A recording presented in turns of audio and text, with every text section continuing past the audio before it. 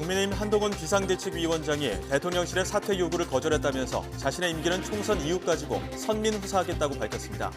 대통령실과 여당의 갈등이 고조되는 가운데 윤석열 대통령은 오늘 오전으로 예정됐던 민생토론회 참석 일정을 취소했습니다. 대통령실과 여당의 갈등에 더불어민주당 이재명 대표는 정말 한심하다면서 윤심, 한심으로 나뉘어 싸울 게 아니라 민생부터 챙기라고 비판했습니다. 정청래 최고위원은 대통령실과 여당이 짜고 한동훈 돋보이기 작전에 쓰는 것 아니냐고 의심하기도 했습니다. 대통령 참석 행사에서 진보당 강성희 의원이 강제 퇴장당한 것과 관련해 더불어민주당을 비롯한 야4당이 내일 국회 운영위를 열어 대통령 사과와 경호처장 경질을 요구하기로 했습니다. 국민의힘 윤재욱 원내대표는 강 의원의 행동이 경호 시스템을 무시해도 된다는 특권의식의 발로라며 운동권 특유의 영웅주의라고 비판했습니다. 북극발 한파로 서울 아침 기온이 영하 9도까지 곤두박질하는 등 강추위가 기승을 부리고 있습니다. 서해안과 제주도에는 모레까지 많은 눈이 예보된 가운데 내일은 더 추워지면서 이번 주 내내 한파가 이어지겠습니다. 집값 하락에 또 서울 지역 아파트 분양가는 천정부지로 치솟고 있습니다. 지난달 기준 분양가가 1년 전보다 17% 올랐습니다. 건설 비용 인상으로 당분간은 고공행진을 이어갈 것으로 예상됩니다. 미국 공화당 대선 후보 경선 주자였던 론 디센티스 플로리다 주지사가 후보를 사퇴하고 트럼프 전 대통령 지지를 선언했습니다. 이번 주 뉴햄프셔 프라이머리를 앞두고 공화당 경선은 트럼프 전 대통령 대 헤일리 전 유엔 대사의 양자 대결 구도로 좁혀졌습니다. 뉴스앤 이슈 잠시 후에 시작합니다. 시청자 여러분 안녕하십니까? YTN 뉴스앤 이슈 시작합니다. 다시 찾아온 북극발 한파가 맹위를 떨치고 있습니다. 전국 대부분의 한파주의보가, 경기 동부와 강원도에는 한파 경보가 내려졌습니다. 취재기자 연결해서 자세한 한파와 눈 전망 알아보겠습니다. 김민경 기자. 네, 김민경입니다. 일단 한파특보가 확대 강화됐다고요? 네, 그렇습니다. 기상청은 오늘 오전 10시에 경기 동부와 강원도에 내려졌던 한파주의보를 한파경보로 강화한다고 밝혔습니다. 충청과 전북, 영남에도 한파주의보가 확대 발령됐는데요. 북쪽에서 상층 기온이 영하 40도에 달하는 북극 한기가 내려왔기 때문입니다. 오늘 영하 8.8도까지 떨어진 서울 기온, 내일은 영하 14도까지 곤두박질하겠습니다. 이어 영하 10도 안팎의 한파가 금요일까지 이어진 뒤 주말부터 누그러들 전망입니다. 기상청은 한파가 이어지며 계량기 동파와 동상 등 한랭 질환이 우려된다며 주의를 당부했습니다. 네, 영동에 이어 이번에는 서해안과 제주도에 폭설이 쏟아진다고요? 네, 그렇습니다. 현재 서해안과 제주 산간, 강원 산간, 그리고 경북 상주에 대설주의보가 발령 중입니다. 서해에 강한 눈구름이 형성됐고 내륙에도 산발적으로 눈구름이 영향을 주고 있기 때문인데요. YTN 재난보도 시스템 이다스 화면 보면서 실시간 눈 상황 살펴보겠습니다.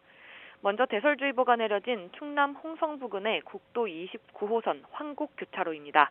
도로에 쌓인 눈은 모두 녹았지만 갓길에는 다소 많은 눈이 쌓여 있습니다. 모레까지 눈이 강약을 반복하면서 내릴 걸로 보여 주의가 필요합니다. 다음은 강원도 홍천 국도 56호선 구룡령입니다. 지난 주말 폭설이 쏟아진 곳인데 지금은 눈이 잦아들었지만 눈이 그대로 쌓여 있는 모습을 볼 수 있습니다. 도로가 미끄러울 가능성이 큰 만큼 속도를 줄여 안전운전하시기 바랍니다. 내륙의 눈은 오후에 모두 그치겠지만 서해안과 제주도에는 모레까지 폭설이 쏟아지겠습니다. 우선 내일까지 제주 산간에는 최고 60cm 이상, 호남 서해안에 많게는 20cm 이상의 큰 눈이 쏟아지겠고 충남 서해안에 3에서 10cm, 수도권과 영남 내륙에도 1에서 3cm 안팎의 눈이 내리겠습니다. 한파 속에 눈이 내리면서 빙판길과 도로 살얼음이 나타날 가능성이 커 각별한 주의가 필요합니다. 지금까지 문화생활과학부에서 YTN 김민경입니다. 윤석열 대통령이 오늘 오전 주재하기로 했던 민생토론회 참석을 전격 취소했습니다. 대통령실은 감기 기운을 이유로 들었지만 한동훈 국민의힘 비상대책위원장 사퇴를 둘러싼 당정 충돌이 영향을 끼친 것으로 보입니다. 취재기자 연결합니다. 조은지 기자. 네, 용산 대통령실입니다. 네, 오전부터 분위기가 급박하게 돌아가는 것 같은데 윤 대통령 오늘 외부 활동은 없는 거죠? 네, 윤석열 대통령은 애초 오늘 오전 10시에 생활규제 개혁을 주제로 열리는 5번째 민생토론회를 생중계로 주재할 예정이었습니다. 대통령실은 하지만 행사 시작을 37분 앞두고 오늘 공개 일정이 없다고 수정 공지를 올렸습니다. TV 생중계는 취소됐고 토론회는 방기선 국무조정실장이 대신 주재해서 진행됐습니다. 대통령실 관계자는 윤 대통령이 감기 기운이 있어서 대중이 모이는 공개 행사에서 말씀하기가 적절하지 않은 것 같다고 불참 이유를 밝혔습니다. 하지만 여권 안팎에서는 한동훈 국민의힘 비상대책위원장의 거취 문제를 두고 당정이 충돌한 여파 때문이라는 해석이 많습니다. 실제 복수의 대통령실 관계자들은 YTN에 이런 상황에서 웃으며 행사에 갈 수는 없다. 통제 불능의 사태로 판단하고 있다고 용산 분위기를 전했습니다. 윤 대통령은 어젯밤 한남동 관저에서 이관섭 대통령 비서실장과 한호섭 정무수석 등과 대응 방안을 모색한 걸로 알려졌는데 아직 절충점을 찾지는 못한 걸로 보입니다. 오늘은 매주 월요일마다 하는 비공개 수석 비서관 회의가 예정돼 있는데 변동 없이 진행될지는 불투명합니다.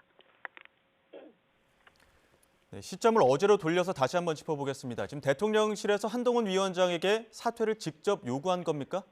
여권 안팎의 말들을 종합하면 그렇습니다. 일요일인 어제 오전 서울 모처에서 이관섭 대통령 비서실장과 한동훈 비대위원장, 윤재옥 원내대표가 만났고 그만 물러나야 할 것 같다는 대통령실 기류를 전달한 걸로 보입니다.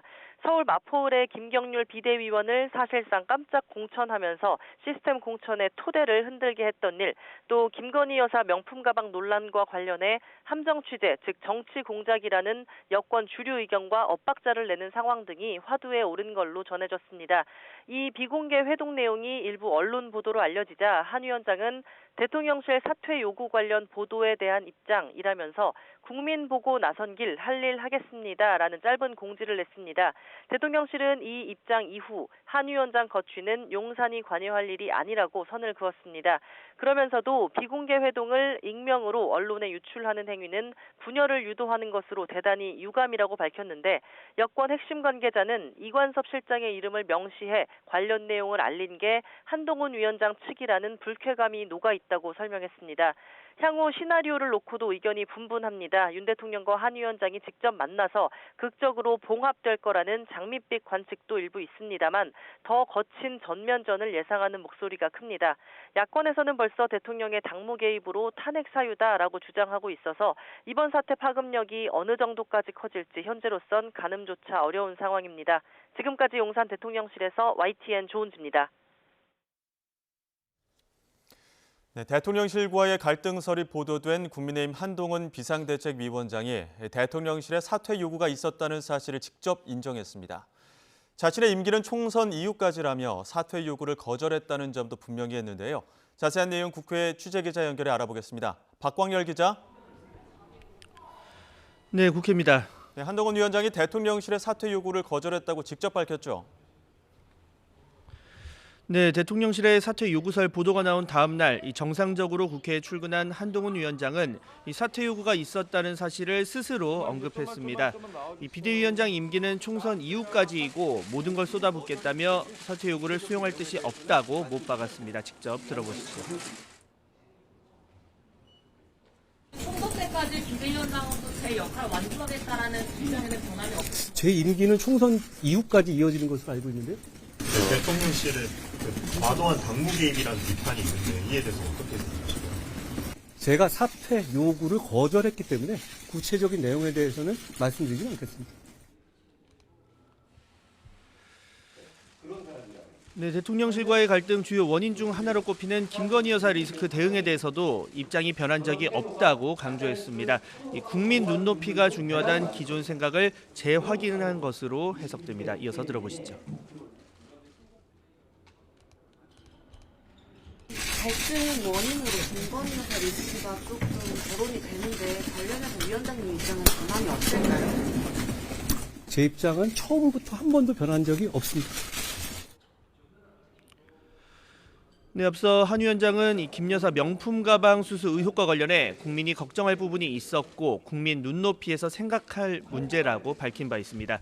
이 당내에서는 관련 공방이 계속되고 있습니다. 장동혁 사무총장은 이 당과 대통령실 논의 내용이 정제 과정 없이 언론에 보도되고 이를 의원 단체 대화방에 올려 여론을 형성하는 건 건전한 방법이 아니라고 지적했습니다.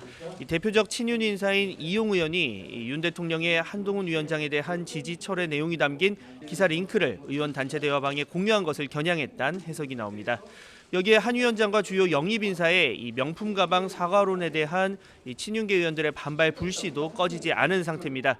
이런 가운데 정영환 공천관리위원장은 이 한동훈 위원장이 김경률 비대위원 서울 마포울 출마를 공개 지지한 것과 관련해 이 절차적으로 약간 오버한 면이 있을 수 있다고 말하기도 했습니다. 민주당 공천 상황도 보겠습니다. 시스템 공천을 강조했는데 친명과 비명계 갈등은 여전한 모습이죠. 네, 그렇습니다. 이 당무 복귀 이후 첫 휴일인 어제 이재명 민주당 대표는 4년 전 총선 대승을 이끈 이해찬 전 대표를 만났습니다. 공정한 공천 관리의 중요성을 거듭 강조하며 친명 공천 우려를 잠재우는 데 주력했습니다. 야당 공천에 키를 쥔 이명백 공관위원장 역시 이 같은 발언에 힘을 실었습니다. 3선 이상이나 586 등 특정 범위를 정해서 감점할 계획은 없다고 시스템 공천을 강조한 겁니다. 물론 이들의 선당 후사와 솔선수범을 기대한다며 용태 권고라는 견제구 역시 잊지 않았는데요. 여기에 검찰 정권 탄생에 기여한 분이 있다면 책임감을 느껴야 한다며 문정부 출신 인사들을 애둘러 겨냥하기도 했습니다. 최근 강성 친명 원외 조직 등을 중심으로 86 운동권 공천은 카르텔이라며 강한 비판의 목소리가 터져나오는 만큼 이 친명과 비명계 사이 공천을 둘러싼 계파 갈등의 골은 여전한 상황입니다. 네, 국회 다른 주요 현안도 보겠습니다. 중대재해처벌법 유예 조항과 선거제 협상 등을 놓고 여야 간극이 좁혀지지 않고 있죠. 네, 그렇습니다. 오는 27일부터 상시근로자 50인 미만 소규모 사업장에 대해서도 중대재해처벌법이 적용됩니다. 이 법안의 유예 기간을 2년 늘리는 개정안을 두고 여야가 팽팽히 맞서며 합의가 난항을 겪고 있는데요.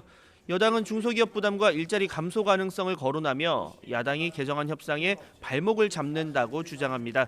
반면 민주당은 최소한의 산재 예방 예산 확대 등 정부 여당이 최소한의 의지를 보여야 한다며 오히려 야당의 협상 의지가 없다고 맞서 이 합의가 쉽지 않은 상황입니다. 이 총선이 석 달도 채 남지 않은 가운데 비례대표 선거제 협상 역시 여전히 안개 속입니다. 지난 총선 이전에 병립형으로 돌아가자는 여당 주장에 민주당 역시 현행 준연동형제 유지와 병립형 회귀 사이에서 고심을 거듭하며 좀처럼 타협점을 찾지 못하고 있습니다. 앞서 민주당 이명백 공관위원장이 소수당의 의석을 보장하는 권역별 비례제를 절충안으로 제시한 가운데 한동훈 국민의힘 비대위원장은 병립형으로 돌아가지 않는다면 플랜 B가 필요하다며 위성정당 재탄생 가능성을 내비치기도 했습니다. 지금까지 국회에서 YTN 박광렬입니다. 네, 대통령실과 여당 갈등의 중심에 서게 된 인물이죠. 국민의힘 김경률 비상대책위원은 김건희 여사의 명품 가방 논란을 정치 공작으로만 규정하는 건 TK의 시각이라고 발언했던 것을 공개 사과했습니다. 특정 지역에 대한 언급이 부적절하다는 당내 비판이 제기된 데 따른 것으로 보입니다. 직접 들어보겠습니다. 얼마 전 제가 우리 당의 대구 경북 의원님들께 분별 없는 발언을 하였습니다. 이 자리에 계신 윤재욱 대표님께 한 차례 사과 말씀을 정중히 드렸고 다시 한번 이 자리에서 죄송하다는 말씀을 올립니다. 저는 민심을 따라서 총선에서 승리해야 한다는 우리 당 지지자분들과 의원님들의 충심을 배우고 따르겠습니다. 제 거친 언행이 여러모로 불편함을 드린 적이 있었습니다. 좀 더 정제된 모습을 보여드리도록 노력하고 지금까지처럼 오직 민심을 받드는 것 그리고 총선 승리하는 것에만 매진토록 하겠습니다. 진보당 강성규 의원이 대통령 참석 행사에서 강제 퇴장당한 것과 관련해 더불어민주당 등 4개 야당이 국회 운영위 소집을 요구하기로 합의했습니다.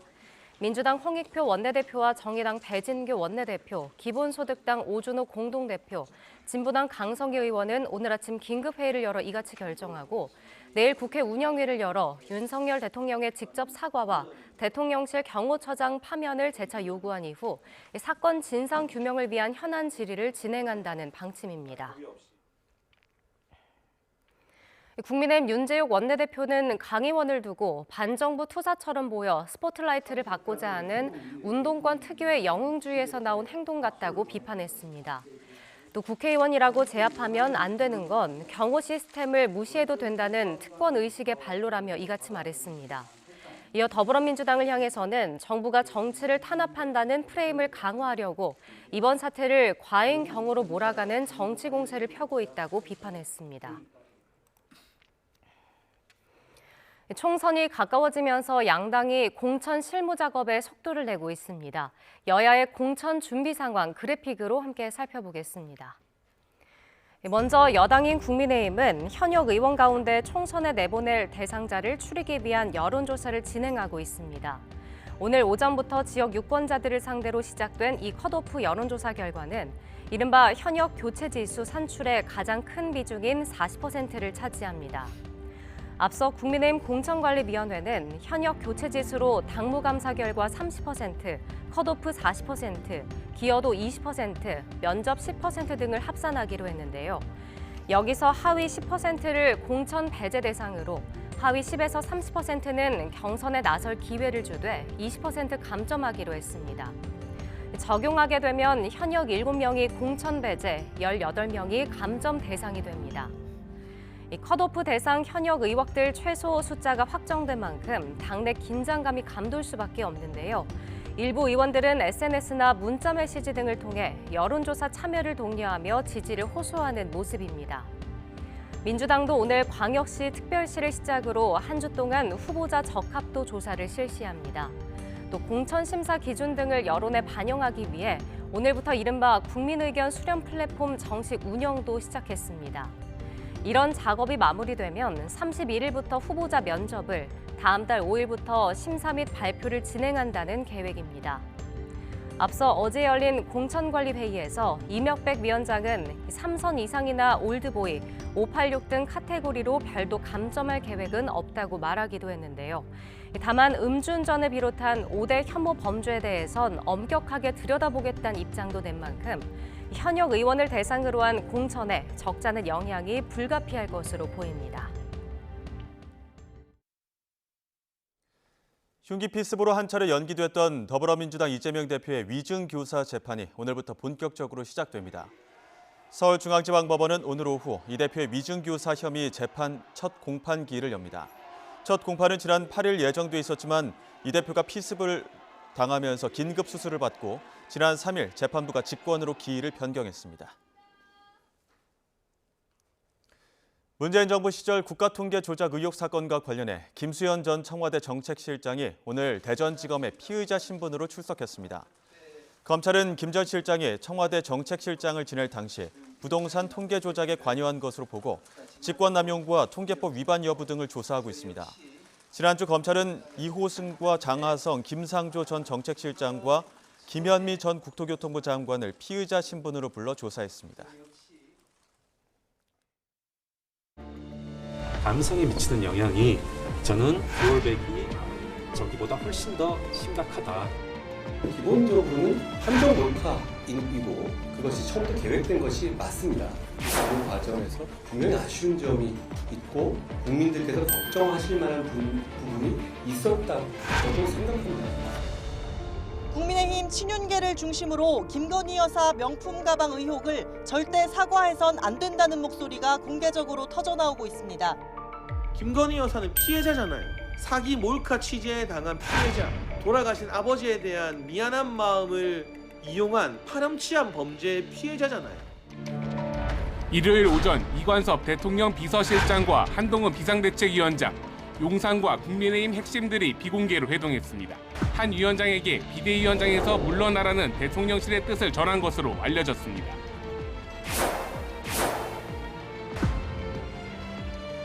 여권 핵심 관계자는 YTN에 한 위원장이 유효 포인트도 아닌 일에 고조돼 있다면서 윤 대통령과 불편한 기류가 있는 건 사실이라고 밝혔습니다. 저는 지금까지 공직생활을 하면서 공공선을 추구한다는 한 가지 기준을 생각하면서 살아왔고요. 그 과정에서 누구를 맹종한 적 없고 앞으로도 그럴 겁니다.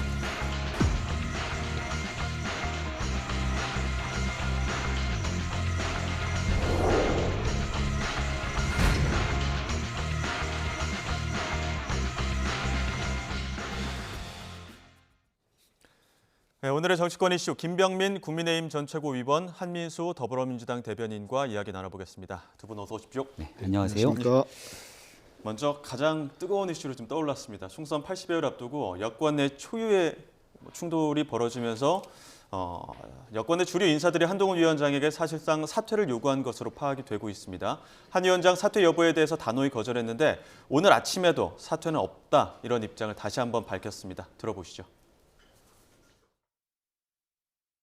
저는 4월 10일 총선이 우리 국민과 이 나라의 미래를 위해서 정말 중요하다고 생각합니다.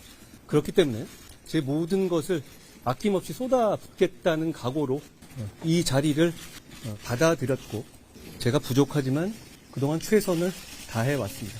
제 입장은 처음부터 한 번도 변한 적이 없습니다. 평가는 제가 하지 않겠고요. 저는 그 과정에 대해서는 제가 사퇴 요구를 거절했기 때문에 구체적인 내용에 대해서는 말씀드리지 않겠습니다. 제 임기는 총선 이후까지 이어지는 것으로 알고 있는데요. 네, 주말 사이 벌어진 일들인데 또 윤석열 대통령은 오늘 아침 일정 취소하고 향후 대응 방안 고심 중이다 이렇게 전해지고 있습니다. 지금 상황이 어떻게 돌아가고 있는 겁니까? 네, 저도 뉴스를 통해서 보고 있는 상황입니다만은 불필요한 논란들이 많은 걱정들을 끼쳐드리고 있는 것은 아닌가 생각합니다. 한동훈 위원장은 국민의힘 당의 비상대책위원장, 당대표의 역할로 총선을 진두지휘하고 있는 것이죠. 지난날 비상대책위원장으로 모셔오기 위해서 다양한 의견을 수렴했고, 국회의원들과 그리고 전국에 있는 당협위원장들이 함께 모여서 정말 난상 토론을 벌여가면서 지금 어려운 시기에 총선을 이끌기 위해 한동훈 위원장이 적임자다. 이렇게 우리 모두가 함께 추대했던 과정으로 한동훈 위원장이 당을 이끌고 있습니다. 지금 김경률 비대위원회 문제 등 여러 가지 내용들이 일부 언론에 보도되고 있는 것처럼 보이는데 저는 지엽적인 문제일 거라 생각하고요. 조금 전에 한동훈 위원장이 얘기했던 것처럼 오직 국민 눈높이에 맞춰서 총선 때까지 총선의 국민의힘 선거 승리를 가져오는 게 한동훈 위원장이 주어진 정치적 소명이고, 그런 소명을 달성하는 일이 결국은 윤석열 정부에도 큰 보탬이 되기 때문에 여기에 대한 갈등 국면들이 더 이상 확전되지 않아야 된다, 이런 얘기를 드리고 싶습니다. 예. 일각에서는 갈등이 더 격화될 수도 있다 이런 얘기도 나오는데 지금 이 상황 어떻게 바라보고 계십니까? 일단은 계속 얘기를 좀 나눌 테니까요. 제가 느끼는 거는 일단은 대통령실을 포함해 국민의힘도 그렇고 윤석열 정권의 집권 세력이 정말 우리 국민은 안중에도 없구나, 이런 게 제가 처음 받았던 느낌입니다. 대통령은 민생 토론회를 개최하기 불과 1시간도 남겨놓지 않고 토론을 전격 취소해버렸습니다. 그리고 어제 저도 깜짝 놀랐는데 지금 2024년 대한민국이 민주공화국인가? 저는 그런 생각이 들 정도였어요. 왕조 시대의 궁중암투도 이렇게까지 할까? 이런 생각이 들었습니다. 특히 핵심 중에 하나는 누가 뭐라고 해도 대통령의 배우자이신 김건희 여사가 지금 자리 잡고 있는 거 아닙니까? 이런 상황에서 대통령이 벌써 그 앞서서 당대표들을 2명이나 다들이 많은 국민들이 지적하고 의심하는 대로 정상적 절차가 아니게 이준석 전 대표나 김기현 전 대표나 다 물러났다고 보는 거 아니겠습니까? 그러고 이제 겨우 비상 시기에 비상대책위원회 당대표로 검사 후배인 한동훈 전 법무장관을 발탁해서 임명을 했는데, 이게 한 달도 안 됐는데 어제도 깜짝 놀란 기사가 지지를 철회했다. 대통령께서 이미 이제는 더 이상 신뢰하지 않는다. 이 기사가 나갔는데도 대통령실에서는 전혀 반응이 없었어요. 저는 이게 뭐지? 했습니다. 근데 또 친윤 의원 한 분은 단체 텔레방에다가 이걸 또 기사를 또 올려놔요. 그 뒤에 한동훈 비대위원장의 사퇴를 요구한 게 대통령 비서실장이라는 실명까지 보도가 되고 사실로 드러나고 있는 것 같습니다. 모두 부인 안 하는 거 보니까. 이런 과정들이 정말 대통령실과 집권 여당이 이렇게까지 권력 다툼, 이전 투구, 이걸로 이렇게 해야 됩니까? 이런 생각이 도저히 제 상식적으로는 받아들일 수 없는 일들이 벌어지고 있다. 이런 생각이 처음 들었습니다. 표면적으로 드러난 어떤 이 갈등의 시발점이라고 해야 되는 거는 공천 문제 아닙니까? 그러니까 지금 대통령실에서 시스템 공천 강조하고 있는데 한동훈 위원장이 김경률 비대위원의 손을 들어주다 보니까 이게 사천 논란까지 이어지는 거 아닙니까? 네, 이게 이제 대통령실에 나오는 보도를 보니까 공천의 공정성, 대통령실은 이번 총선 공천 과정에 개입하지 않는다. 그리고 대통령실에 몸을 담았던 인사들이 어떤 특혜도 줄 생각이 없다. 이런 얘기들을 하더라고요.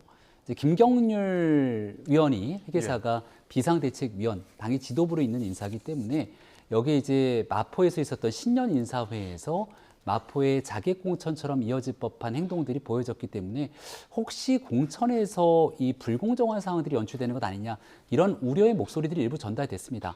여기에 대한 내용들을 한동훈 위원장도 인식을 했기 때문에 이 앞으로 치러지게 되는 김경률 위원이든 모든 사람들이 직접 전략 공천되는 것이 아니라 여기서 공정하고 객관적인 절차들을 거쳐가면서 경선 과정들을 가져갈 거다 이렇게 얘기를 했죠.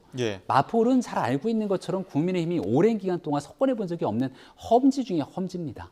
이런 곳에 선뜻 나서겠다고 하는 사람들이 많지 않는 경우에서 용기 있게 나서겠다고 하는 김경률 이 회계사에 대해서 이런 사람을 한번 소개하고 싶었다라고 하는 한동훈 위원장의 의지가 있었던 거고 거기에 조금 이런 기술적인 아니면 정무적인 판단에 미스가 있었다면 거기에 대해서도 얼마든지 잘못된 부분들을 조정해 나가겠다 정도로 갈 수 있는 일이었겠죠. 그래서 지금은 이 내용들이 이런 상황들까지 확전될 하등의 이유가 없지 않겠나 생각하는 게 서울 수도권 중심으로 선거를 준비하는 많은 사람들의 공통된 인식일 겁니다.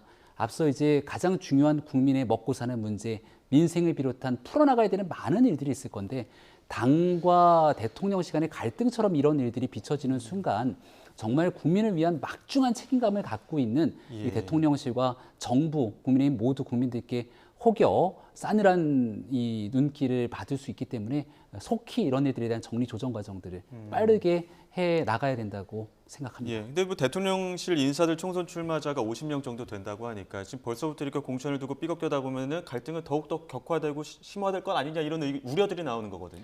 일단은 표면적으로는 마포울에 좀 전에 거론됐던 김경률 비대위원 하지만 저는 근본적인 저도 뭐 좀 들은 얘기가 있습니다만 뭐 실명을 밝히기는 어렵고 근데 대통령께서 한동훈 비대위원장을 처음부터 그렇게 전폭적으로 신뢰를 하지 않은 것 같습니다. 왜냐하면 법무장관 시절이긴 합니다만 김건희 여사 특검법이 나왔을 때 법 앞에 예외는 없다는 표현을 합니다. 그 직후에 바로 대통령의 경로 발언이 나오고 또 실제로 어떤 액션들이 있었던 걸로 제가 알고 있습니다. 그 모든 것들이 이렇게 시작되고 대통령 주변에 가까웠던 검사 출신의 또 많은 분들이 대통령실 근무한 분들이 모두 일제히 출마로 나갑니다. 이거는 한동훈 비대위원장을 대통령이 그리 전폭 신뢰는 안 하는 것 같다. 저는 이런 생각을 가지고 있다가 김경률 비대위원회 마포울에 가서 한 한동훈 위원장과 김경률 비대위원 간에 있었던 일들은 저는 하나의 뭐 계기점을 삼을 수 있지만 이게 누적돼 있다 터지는 거라고 봅니다. 근본은 뭐냐면 마포울이 지금 뭐 정청래 의원이 여러 번 했기 때문에 국민의힘 입장에서는 좀 험지가 맞을 겁니다. 한데 왜 이 문제가 벌어졌나? 저는 그거는 용산 대통령실에서 이게 벌써 이제 대통령실이나 장차관들 50명 넘는다는 거 아닙니까? 뭐 70명 얘기도 나와요. 하는데 한동훈 비대위원장이 김경률 비대위원을 저렇게까지 사천이라는 비판까지 들어가면서까지 띄우는 거 보니까 자기 세력을 구축하는 거 아닌가 이런 짙은 의심이 시작됐다고 봅니다. 그 과정에서 이게 이제 불거진 거고 하나의 이제 계기가 된 거고 좀 전에 말씀드린 대로 좀 얘기했다 얘기했습니다. 김건희 여사 문제가 되고 저는 근데 좀 전에 영상을 보면서 상당히 의미심장한 제가 볼 때는 포인트가 하나 있어요. 뭐냐면 그 한동훈 비대위원장은 법무장관 출신에 오랫동안 법을 공부한 법을 집행해왔던 법을 누구보다도 잘 아는 사람입니다. 근데 이분이 무슨 말을 했습니까? 기자들이 물어보니까 제가 사퇴 요구를 거절했기 때문에 구체적 더 이상 말씀 안 드리겠다. 이거 되게 의미 있다고 봅니다. 사퇴 요구를 거절했다. 이건 대통령실로부터 그게 대통령 비서실장, 이관섭 실장으로 다 지금 보도되고 있는데 사퇴 요구를 받았다는 거를 인정한 겁니다. 거절했다는 거예요. 이거는 대통령의 당무 개입, 대통령실의 당무 개입이 공식화되는 겁니다. 그 얘기는 지난번에 최순실 국정농단 사건 때 제 기억으로는 박근혜 전 대통령이 이 공천 개입 그 관련된 수사를 한 분들이 윤석열 대통령과 한동훈 비대위원장입니다. 그렇기 때문에 이렇게 왜 이런 얘기를 꺼냈을까?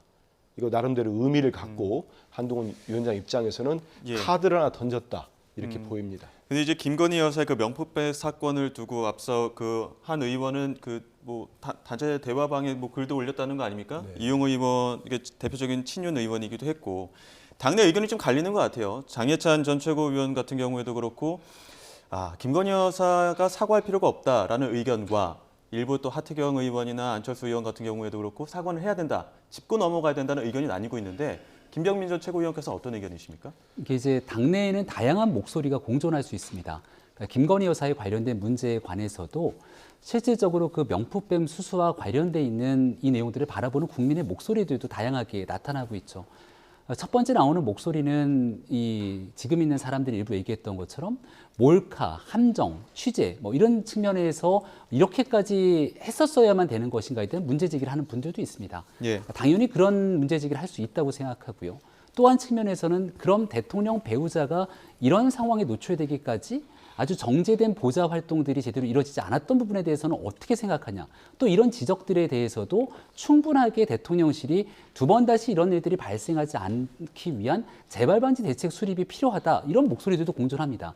그래서 제2부속실 설치가 필요하다는 목소리들이 나오기도 시작했고 또 과거 문재인 정부부터 항상 논란이 되어왔던 특별감찰관, 이 법에는 있습니다만 그간 대통령실에서 임명하지 않았던 특별감찰관 도입 등에 대한 문제들도 제도적인 보완으로 문제점이 떠오르게 되는 거죠.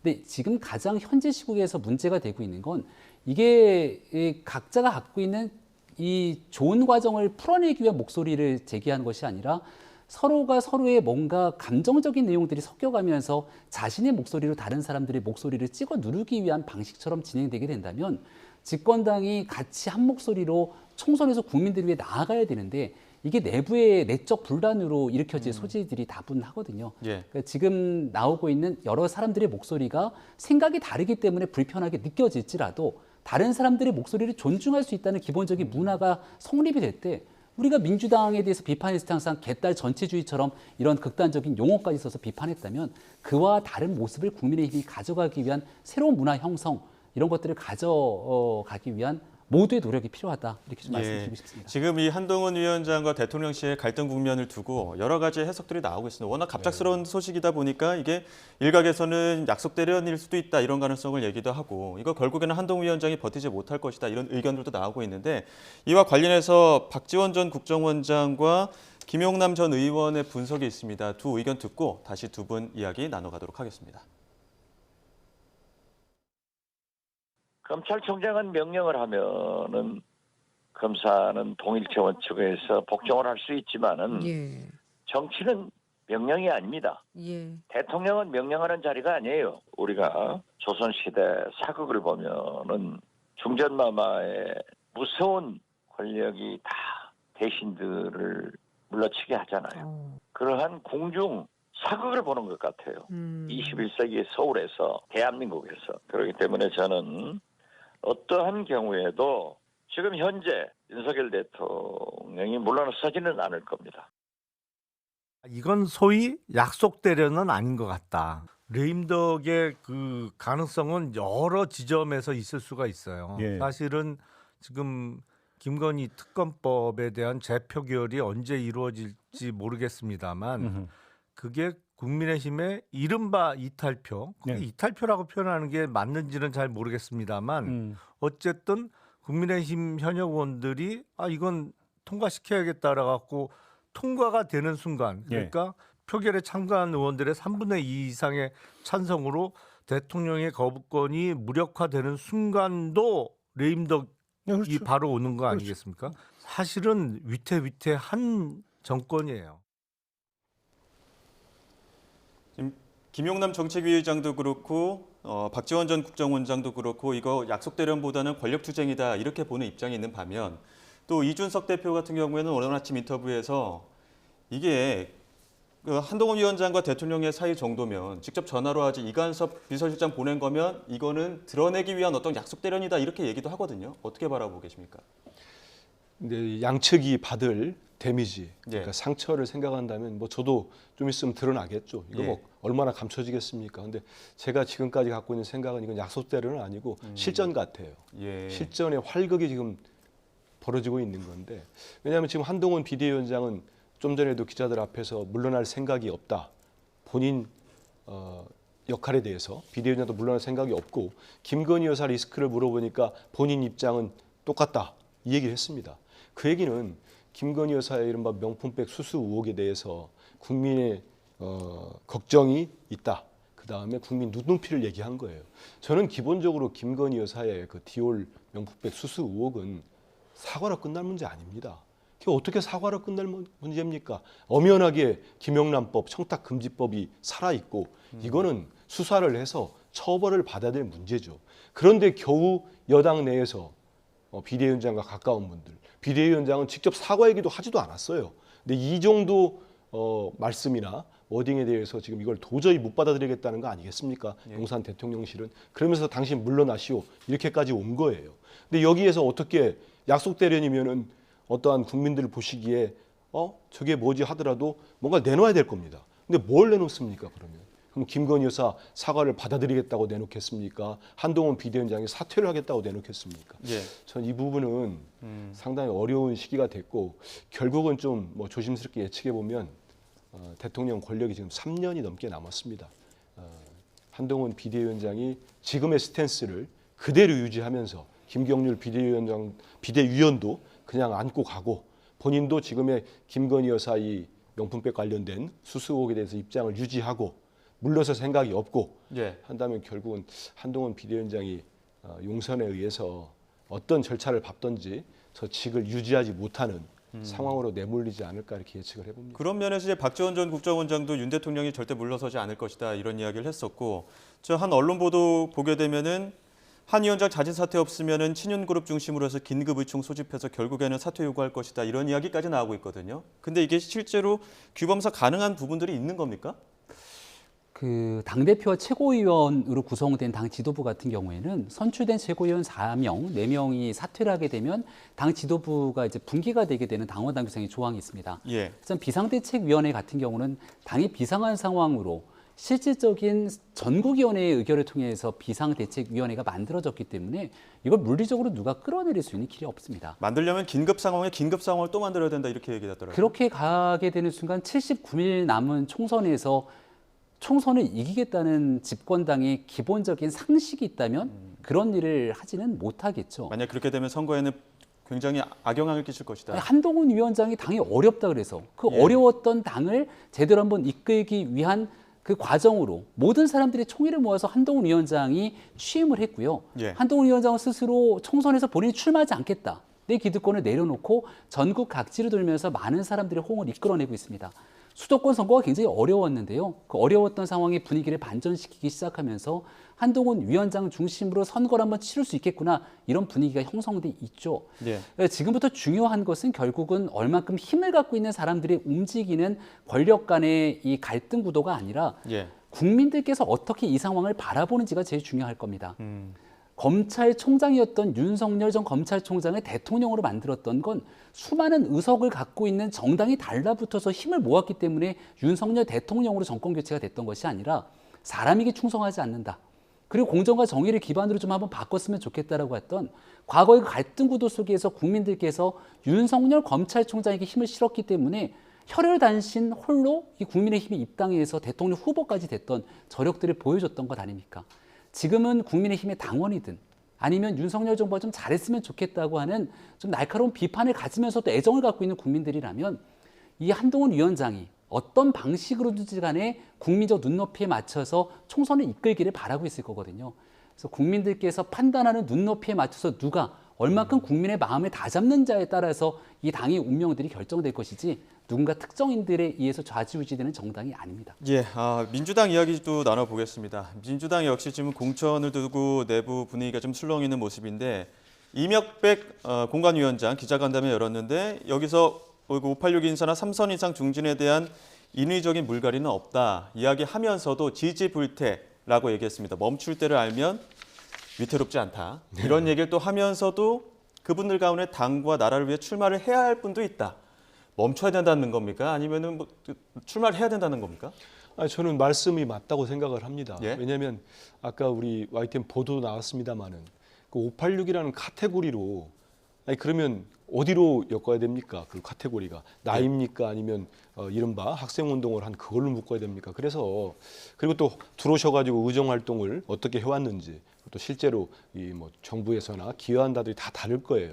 근데 그거를 586이라는 하나의 카테고리를 모두로 묶어가지고 모두로 공천 배제를 위원장이 할 겁니까? 공관위원장한테. 저는 그거를 하겠습니다는 답변은 맞지가 않지요.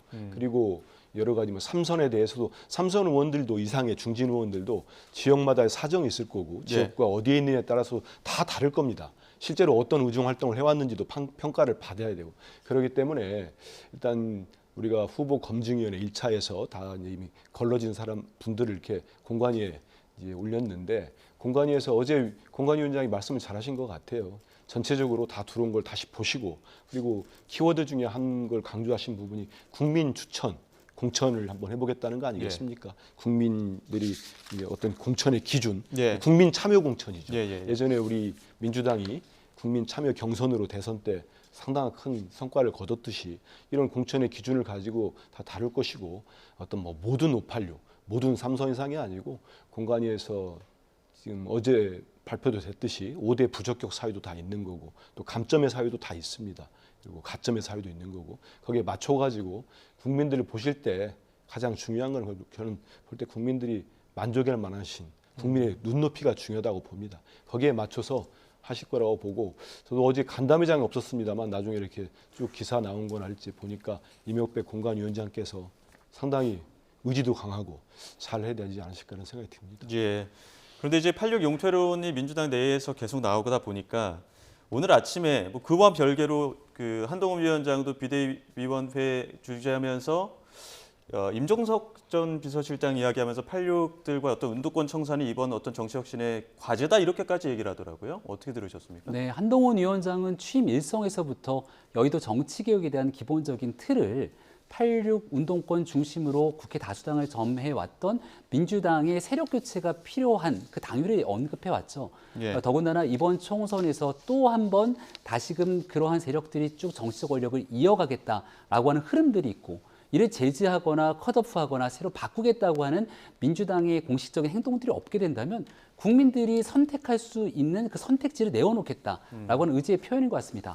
당초 민주당도 고민이 있었을 텐데요. 왜냐하면 선거 때가 되면 컷오프도 하고 새로운 사람으로서의 변화 가능성을 높여줄 때 국민들께서는 감동을 하지 않습니까? 근데 지금 변수가 하나 떠오른 게 밖에 있는 제3당이 설립이 되고 제3당으로 이탈하게 되는 현역 의원들의 숫자가 하나둘씩 이어지게 되니까 이를 차단하는 과정을 통해서라도 기존에 있었던 현역 의원들에게 뭔가 인위적인 감점을 주는 걸 부담스러워하는 분위기가 아닌가라고 하는 생각이 들어서 결국 그 선택지는 4월 10일 본선을 통한 국민의 표심으로 이어질 수밖에 없게 됐다 생각합니다.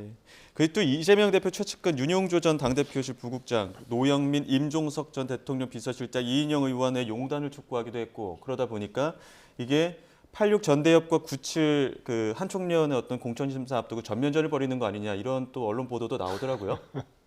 근데 우리 당의 의원들과 뭐 저 같은 이제 출마를 생각하는 분들 다 따져 보시면 그렇게 무슨 86과 97이요? 이렇게 나눠서 이렇게 볼만한 운동권으로 볼만한 분들이 이렇게 좀 규정을 하고 상대방에서 공격하는 쪽에서는 자꾸 프레임을 씌우는데 그렇게 많지 않습니다.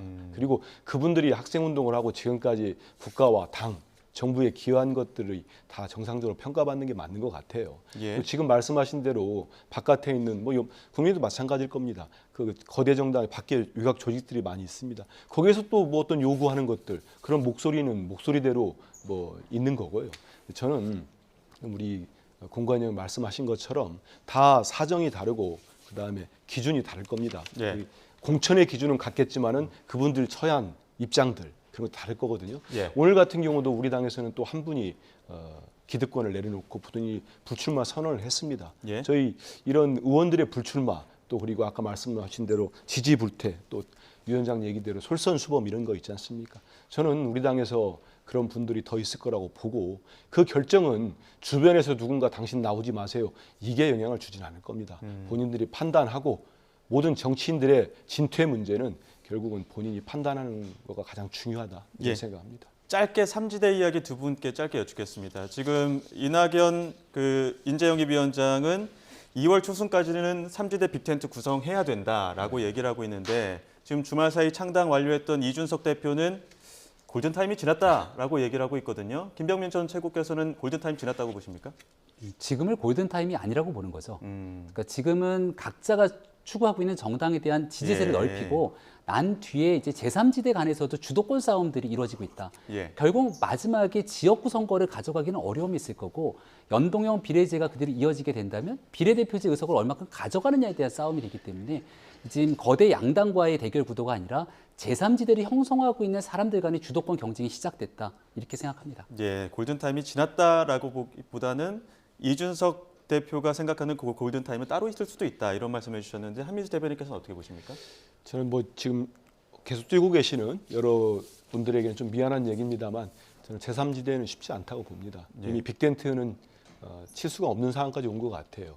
이준석 지금 이제 개혁신당 대표가 골든타임 얘기한 건 상당히 의미가 있고 이준석 대표는 본인 중심에 그러니까 들어오는 사람을 거부는 않겠지만 무슨 당대당의 논의를 한다거나 아니면 지분을 놓고 할 생각은 없다는 것을 명확히 했다고 봅니다. 어찌 보면 이준석 대표 입장에서는 지금 현재로서는 본인의 가치가 그 개혁신당의 가치가 가장 높은 상황에서 저 길을 갈 거예요. 그리고 지금 나머지 제 정파들이나 신당을 꾸리는 쪽에서는 거의 동력을 받지 못하고 있습니다. 특히 이낙연 전 대표의 움직임도 거의 호응이 없기 때문에 이 상태로 간다면 저는 비빔밥은 불가능하고 따로 국밥을 차리는데 국밥 그릇이 차이가 너무 크기 때문에 국밥을 모두 모여서 먹지도 않는 그런 상황까지 오지 않을까 싶습니다. 알겠습니다. 여기까지 듣도록 하겠습니다. 지금까지 김병민 국민의힘 전 최고위원, 한민수 더불어민주당 대변인 두 분과 함께했습니다. 오늘 말씀 고맙습니다. 감사합니다.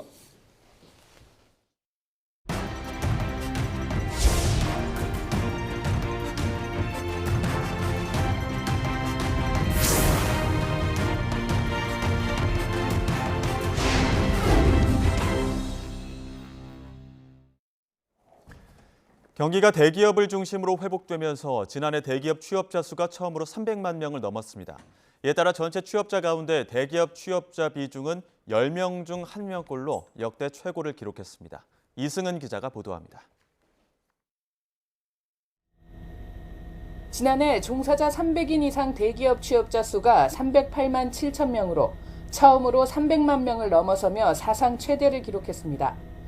고용 규모가 최대인 삼성전자 직원 수는 12만 4천여 명으로 코로나 전인 2019년과 비교하면 18%인 1만 9천여 명이 늘어났습니다.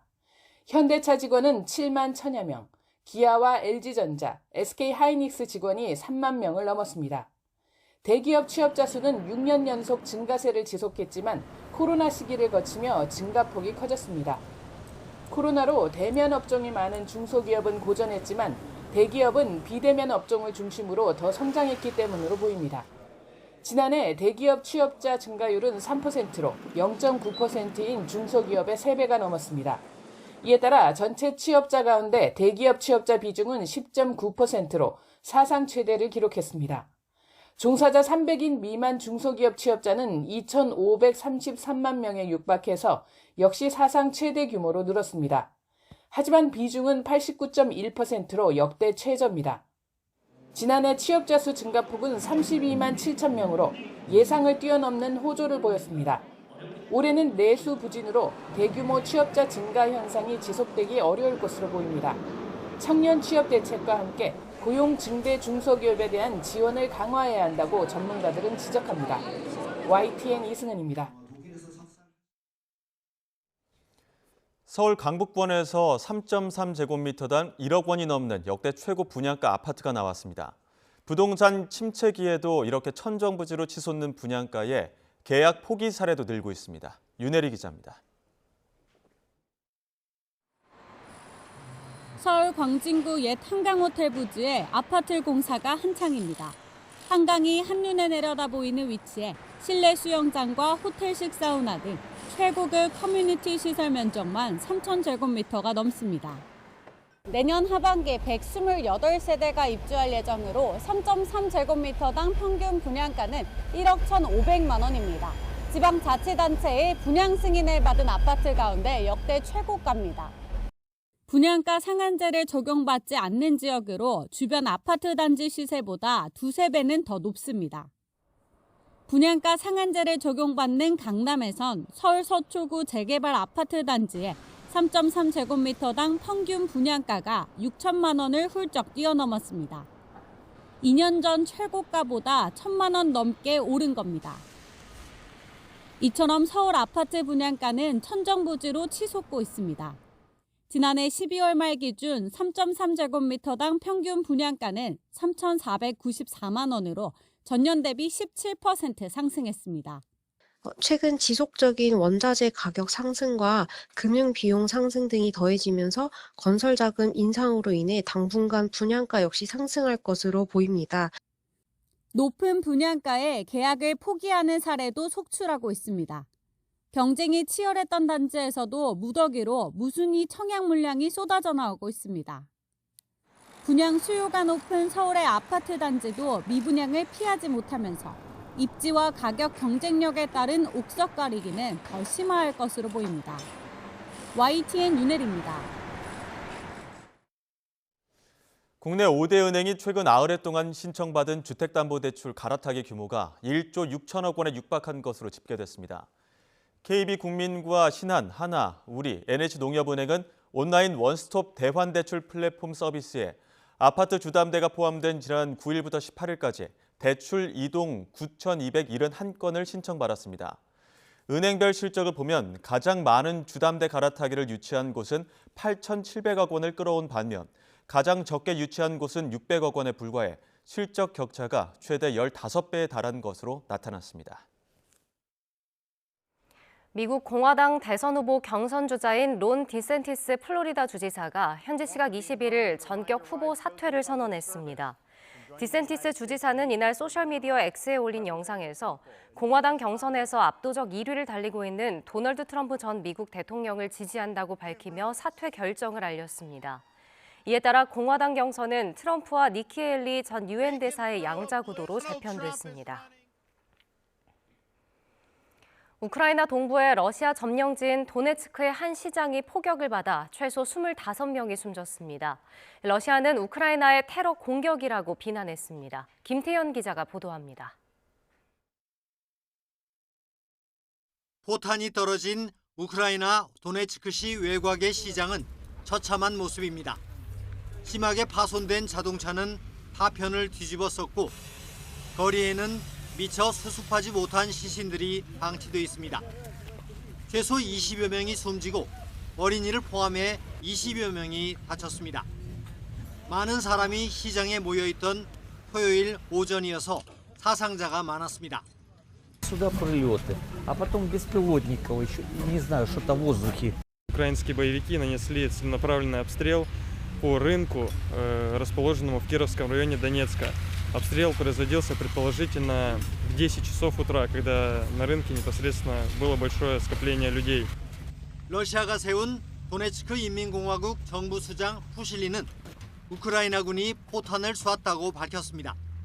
러시아 외무부는 테러 공격이라고 규정하며 우크라이나 정권은 외교적 수단으로 분쟁을 해결하려는 의지가 부족하다고 비난했습니다.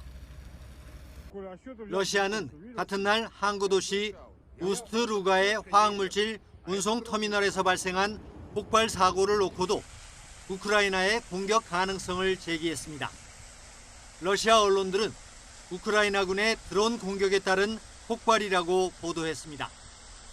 앞서 러시아 측은 최근 상트페테르부르크 등에서 우크라이나군의 드론을 격추시켰다고 발표했습니다. YTN 김태현입니다.